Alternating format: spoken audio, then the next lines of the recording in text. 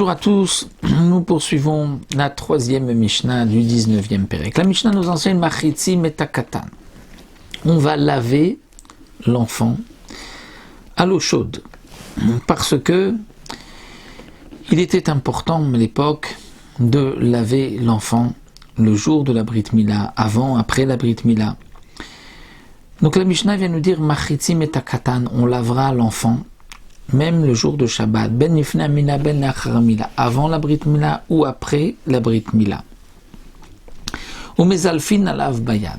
Barthénois nous explique que la Mishnah vient maintenant expliquer ce que l'on a dit, qu'on a le droit de laver l'enfant, ce n'est pas de lui faire un bain comme on le fait d'habitude, mais c'est mezalfin alav bayad, c'est-à-dire avec la main, on pourra lui mettre de l'eau, avalo bekeli, mais pas dans un keli, on ne pourra pas lui faire un bain d'une manière normale, on ne pourra pas verser d'un ustensile à l'endroit de la Brit Mila puisque c'est Shabbat, mais on mettra avec la main, on mettra de l'eau, on lavera l'enfant. Rabbi Eliezer ben Azaria n'est pas du même avis. Rabbi Eliezer ben Azaria dit non, Machitzi metakatan. Lui, Rabbi Eliezer ben Azaria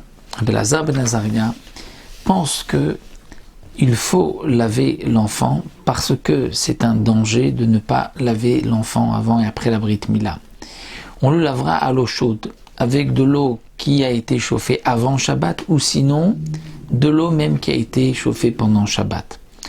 Parce que, nous dit Rabbi Eliezer ben Azaria, on lavera l'enfant le troisième jour. Le troisième jour, c'est pas seulement le troisième jour, c'est même le troisième jour, mais bien sûr le jour de la Brit Mila, le premier, deuxième et troisième jour. Même le troisième jour qui tombe un jour de Shabbat. Sheneemar, donc Biyom HaShlishi Chaliot de Shabbat. Sheneemar, comme c'est marqué, Vayi Bayom HaShlishi Biotam Koavim.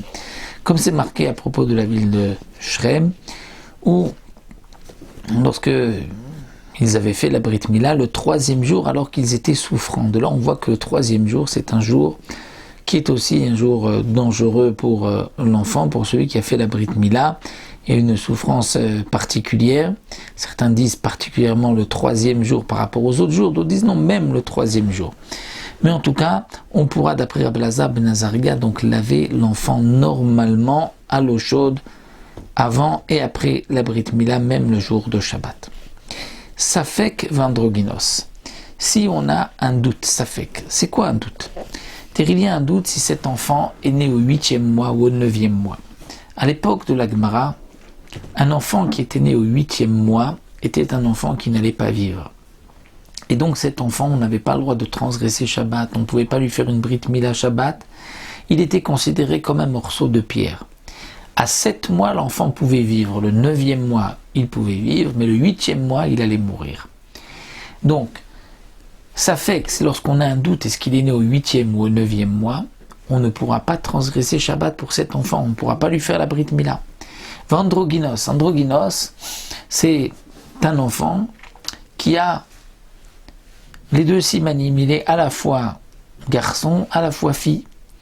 Et donc, lui, en mechalim alaveta Shabbat, on ne transgressera pas non plus Shabbat pour lui faire sa Brit Mila. Rabbi Yehuda matir bandrogynos. Rabbi Yehuda dit ici, on pourra faire la Brit Mila d'un androgynos le jour de Shabbat, on l'apprend d'un verset, puisque c'est marqué Kol Zachar Tumal, eh bien lui aussi, puisqu'il a un membre, il a une Mila, il faudra lui faire donc la Brit Mila, même le jour de Shabbat. Pour Tanakama, non, c'est seulement celui dont on est sûr, mais pas celui qui est à la fois garçon et à la fois fille, donc l'androgynos pour Rabbi Yehuda, on lui fait la Brit Mila Shabbat, pour Tanakama, on ne fera pas la Brit Mila Shabbat.